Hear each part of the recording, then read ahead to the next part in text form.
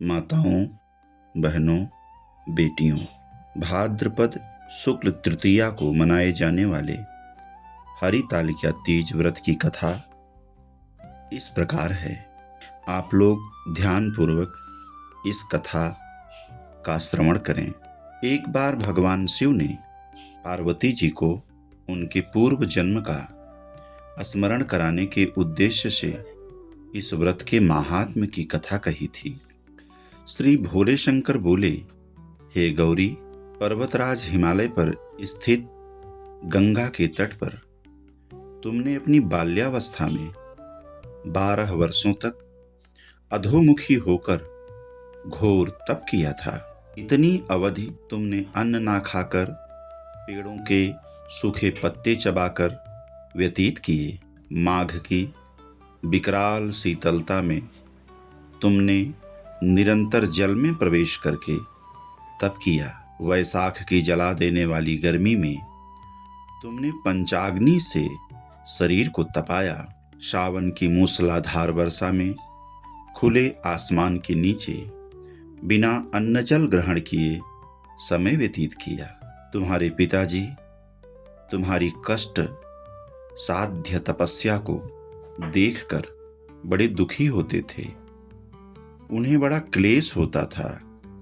तब एक दिन तुम्हारी तपस्या तथा पिता के क्लेश को देखकर देवर्षि नारद जी तुम्हारे घर पधारे। तुम्हारे पिता ने हृदय से अतिथि सत्कार करके उनके आने का कारण पूछा। नारद जी ने कहा, गिरिराज, मैं भगवान विष्णु के भेजने पर यहाँ उपस्थित हुआ हूँ। आपकी कन्या ने बड़ा कठोर तप किया है। इससे प्रसन्न होकर वह आपकी सुपुत्री से विवाह करना चाहते हैं। इस संदर्भ में आपकी राय जानना चाहता हूँ। देवर्षि नारद की बात सुनकर गिरिराज गदगद हो उठे। उनके तो जैसे सारे कष्ट ही दूर हो गए। प्रसन्न चित्त होकर वे बोले, श्रीमान, यदि स्वयं भगवान विष्णु मेरी कन्या का वरण करना चाहते हैं तो भला मुझे क्या आपत्ति हो सकती है। वे तो साक्षात ब्रह्म हैं। हे महर्षि, यह तो हर पिता की इच्छा होती है कि उसकी पुत्री सुख संपदा से युक्त पति के घर की लक्ष्मी बने। पिता की सार्थकता इसी में है कि पति के घर जाकर उसकी पुत्री पिता के घर से अधिक सुखी रहे। तुम्हारे पिता की स्वीकृति पाकर नारद जी विष्णु के पास गए और उनसे तुम्हारे व्याह के निश्चित होने का समाचार सुनाया। मगर इस विवाह संबंध की बात जब तुम्हारे कानों में पड़ी तो तुम्हारे दुख का ठिकाना न रहा। तुम्हारी एक सखी ने तुम्हारी इस मानसिक दशा को समझ लिया और उसने तुमसे उस विक्षिप्तता का कारण जानना चाहा। तब तुमने बताया, मैंने सच्चे हृदय से भगवान शिव शंकर का वरण किया है, किंतु मेरे पिता ने मेरा विवाह विष्णु जी से निश्चित कर दिया। मैं विचित्र धर्म संकट में हूँ। अब क्या करूँ? प्राण छोड़ देने के अतिरिक्त अब कोई भी उपाय शेष नहीं बचा है। तुम्हारी सखी बड़ी ही समझदार और सूझबूझ वाली थी। उसने कहा, सखी, प्राण त्यागने का इसमें कारण ही क्या है? संकट के मौके पर धैर्य से काम लेना चाहिए। नारी के जीवन की सार्थकता इसी में है कि पति रूप में हृदय से जिसे एक बार स्वीकार कर लिया, जीवन पर्यंत उसी से निर्वाह करे। सच्ची आस्था और एक निष्ठा के समक्ष तो ईश्वर को भी समर्पण करना पड़ता है। मैं तुम्हें घनघोर जंगल में ले चलती हूँ, जो साधना स्थली भी हो और जहाँ तुम्हारे पिता तुम्हें खोज भी न पाएं। वहाँ तुम प्रचंड साधना में लीन हो जाना। मुझे विश्वास है कि ईश्वर अवश्य ही तुम्हारी सहायता करेंगे। देवी, तुमने ऐसा ही किया।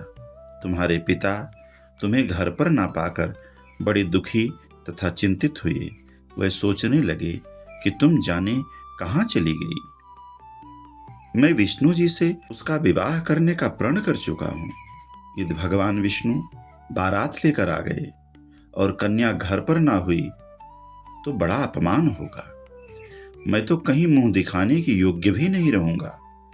यही सब सोचकर गिरिराज ने जोर शोर से तुम्हारी खोज शुरू करवा दी।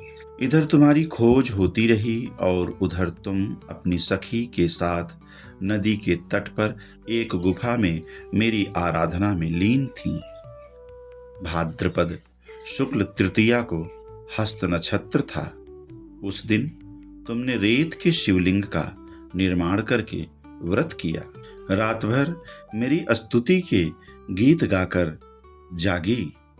तुम्हारी इस कष्ट साध्य तपस्या के प्रभाव से मेरा आसन डोलने लगा, मेरी समाधि टूट गई।